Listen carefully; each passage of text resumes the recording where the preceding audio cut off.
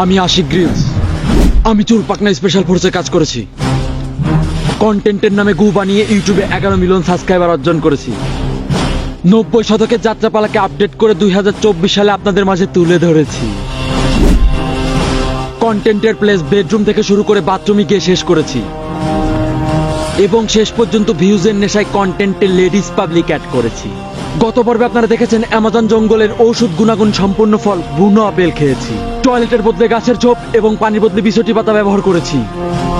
সিদ্ধি জনগোষ্ঠীর জনপ্রিয় সিদ্ধি ফল সেবন করেছি। অ্যামাজন জঙ্গলের ভয়ানক বাঘ দেখিয়েছি এবং দিনের বেলা চাঁদ মামা দেখার ভয়ে সিদ্ধি জনগোষ্ঠীর হাত থেকে পালিয়েছি।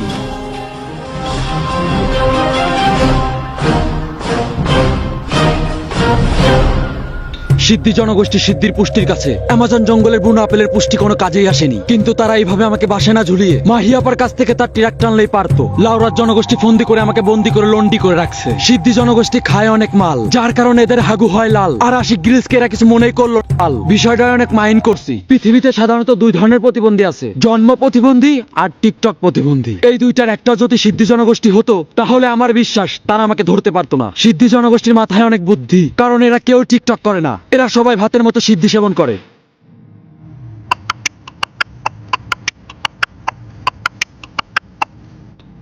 আপনারা এদের ভাষা বুঝতে পারবেন না। এরা কি বলতেছে?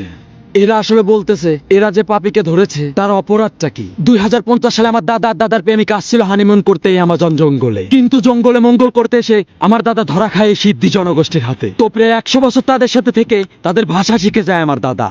তা আমার দাদা একটি বই লেখে, সেই বই পড়ে আমি তাদের ভাষা বুঝতে পারি। এর জন্য তারা আমার ভাষা চিনতে পারছে। এখন আমি তাদের সাথে কথা বলবো, দেখি কি বলে। সিদ্ধি জনগোষ্ঠীর জাতীয় ভাষার নাম কুকুকু। এই সেই জনগোষ্ঠী যারা পৃথিবীতে সর্বপ্রথম গাঁজা আবিষ্কার করে। এরা সাধারণত গাঁজার চচ্চড়ি, পুরপুরা এবং ঝোল খেতে পছন্দ করে। রাজার কাছ থেকে অনুমতি নিলাম। রাজা আমাকে অনুমতি দিল তাদের সাথে পরিচিত হওয়ার।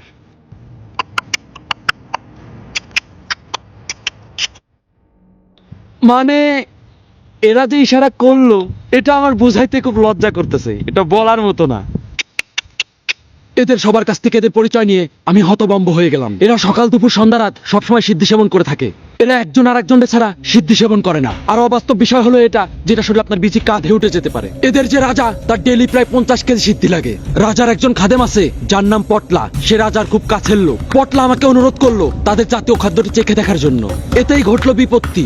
এক টানে বাপ দাদা 14 গোষ্ঠীর নাম ভুলে গেলাম। দিনের বেলায় চাঁদ দেখতে শুরু করলাম। মালখোর সিদ্ধি জনগোষ্ঠীর প্রেমে পড়ে গেলাম। এর জন্যই বুঝি কবি হিরণদ্রনাথ দত্ত বলেছিল, ধন্য তুমি গাজা, তোমার জন্য আজ আমি ফকির হয়েও রাজা। অতিরিক্ত সিদ্ধি সেবন করায় আমি সেন্সলেস হয়ে গেলাম।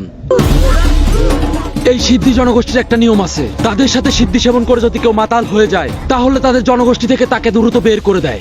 এই দুইজনের সাথে বিদায় নিতেছি। রাজা তাদের দুইজন খাদেম আমার সাথে দিয়ে দিয়েছে। এই দুইজন খাদেম আমার সাথে দিয়ে দিয়েছে। এই খাদেম দুইজন রাজার খুব কাছের লোক, এক কথায় রাজার চাকর। তো তারা এখন আমাকে অ্যামাজন জঙ্গল থেকে লোকালয়ে যাওয়ার পথ দেখাবে, কিন্তু আমি অনেক ভয়ে আছি এই মালখোর জনগোষ্ঠী যে কি করবে। তবে আমি এদেরকে অনেক বুদ্ধিমান মনে করি, কারণ এরা কেউ টিকটকার না। আমি প্রায় অনেকক্ষণ যাবত হাঁটতেছি, কিন্তু এখানে কোথাও আমি লোকালয়ের সন্ধান পাচ্ছি না। সামনে আগাই, দেখা যাক কি আছে আমার জন্য। কেন যে ভাই টিকটক সেলিব্রিটি হতে পারলাম না? টিকটক সেলিব্রিটি হতে পারলে টাকাওয়ালা একটা বুড়ি বিয়ে করতাম, পরে বুড়ির টাকায় বিদেশ ট্যুর মারতাম। এই জঙ্গলে অ্যাডভেঞ্চার করে বেড়ানো লাগতো না। এখানে আমি কোনো রাস্তায় খুঁজে পাচ্ছি না, চারিদিকে শুধু জঙ্গল আর জঙ্গল। এই মালখোর জনগোষ্ঠী আমাকে কোথায় নিয়ে আসলো? সিদ্ধি জনগোষ্ঠী আমাকে ভুল রাস্তা দেখিয়েছে। তারা আমার সাথে 2 নাম্বারই করছে, আর তাদের কোনো দোষ নেই। পুরো বাংলাদেশটাই তো 2 নাম্বার। আমি অনেকক্ষণ যাবত হাঁটতেছি, কিন্তু এখানে চারিদিকে শুধু জঙ্গল আর জঙ্গল। এই মালখোর জনগোষ্ঠী আমাকে কোথায় নিয়ে আসলো? এই জঙ্গলে না ঘুরে মাহিয়াপার কাছ থেকে কিভাবে ঘরে বসে টাকা ইনকাম করা যায় এটা শিখলেও কাজে লাগতো। তাও জীবন রিস্ক তো থাকতো না, কারণ এই অ্যামাজন জঙ্গলে 2000 প্রজাতির সাপ রয়েছে। এর মধ্যে বিপজ্জনক 2টি সাপ হলো সুতনলি এবং ধুরা। সুতনলিতে আপনাকে কামড় দিলে আপনার নিঃশ্বাসের সাথে সাথে প্রস্রাব আটকে যেতে পারে, এতে আপনি বেঁচেও থাকতে পারেন। কিন্তু আপনাকে ধুরা সাপে কামড় দিলে আপনি বেঁচে থাকবেন না। ধুরা সাপে আপনাকে কামড় দিলে আপনার কিডনি স্টক হবে, এতে আপনি সঙ্গে সঙ্গে মারা যাবেন। তো অ্যামাজন জঙ্গলে আপনারা খুব অসাবধানতার সাথে চলাফেরা করবেন, তাহলে আপনারা এখান থেকে বেঁচে ফিরতে পারবেন। আমি হতাশ, বাগানে অ্যাডভেঞ্চার করে বেড়াচ্ছি। এইটা হলো অ্যামাজন জঙ্গলের সব থেকে বড় গাছ। আমি যদি এই গাছের মাথায় উঠতে পারি তাহলে পুরো অ্যামাজন জঙ্গলের ভিউ দেখতে পারবো। এতে আমার জন্য লোকালয় পাওয়া খুব সহজ হবে, কিন্তু এইভাবে খালি হাতে গাছে ওঠাটা খুব কঠিন। অ্যামাজন জঙ্গলে আসার সময় আপনি যদি সাথে করে সরিষার তেল আনতে পারেন তাহলে ওই সরিষার তেলটা পুরো গাছে মেখিয়ে দিবেন, এতে আপনার গাছে ওঠা অনেক সহজ হয়ে যাবে। তো আমার ওই সামনেই যেতে হবে। সামনে দেখা যাচ্ছে অ্যামাজন জঙ্গলের সমুদ্র সৈকত। তো আমার ওইখানে যেতে হবে। ওইখানে গেলে আমি লোকালয়ের সন্ধান পেতে পারি। তো আমার দ্রুত ওইখানে যেতে হবে। বন্ধুরা, এই সেই অ্যামাজন জঙ্গলের সমুদ্র। এইটা পৃথিবীর সব থেকে বৃহত্তম সমুদ্র যেখানে আমি আসতে পারছি। আসেন, এখানে গেলেই আমি লোকালয়ের সন্ধান পাবো। আসেন। এই অ্যামাজন জঙ্গলের সমুদ্রেতে অনেক বড় বড় সাইজের মাছ আছে,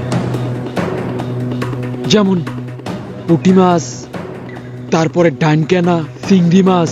ডানকেনা তো অনেক বড় বড় সাইজের তো পাওয়া যায়। অ্যামাজন জঙ্গলের সমুদ্র সৈকত থেকে মাছ মারতে পারলে আমি চুল পাকনামি করার শক্তি আরো বেশি পাবো। এইখানে দেখা যাচ্ছে একটা মরা মাছ। তার মানে আপনারা বুঝতে পারছেন, তার মানে অ্যালেক্স ভাই মাত্র এখান থেকে টিকটক করে গেছে, কারণ তার টিকটক করার জন্য অনেক মরা মাছের প্রয়োজন হয়। যাই হোক, আমার জন্য উপকার হলো। আমার দ্রুত লোকালয়ের খোঁজ করতে হবে, কারণ কালকে শুক্রবার, আমার বাড়ির পাশে মিলাদ। আমি কোনো মতেই চাই না মিলাদটা মিস করতে। তো আমার দ্রুত বাড়ি যেতে হবে। আমার একটা আগুন জ্বালিয়ে এই মাছটা পোড়াতে হবে। আমি আসি গ্রিলস, ইচ্ছা করলেই পারি এটা কাঁচা খেয়ে দিতে, কিন্তু আমার হাতে এখনো পর্যাপ্ত পরিমাণ সময় আছে। এটাকে আজকে রান্না করেই খাই।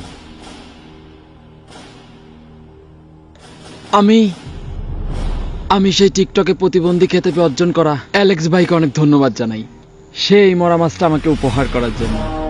মাছটা দিয়ে অনেক গুড স্মেল বাড়াচ্ছে। আমি চাইলেই ফুড আপিকে ইনভাইট করতে পারি, কিন্তু আমি চাই না কোনো রাক্ষসকে ইনভাইট করে নিজের খাবার শেয়ার করতে। এই মাছটা খেতে আর একটু ভালো লাগতো যদি এর সাথে একটু লাল পানি থাকতো।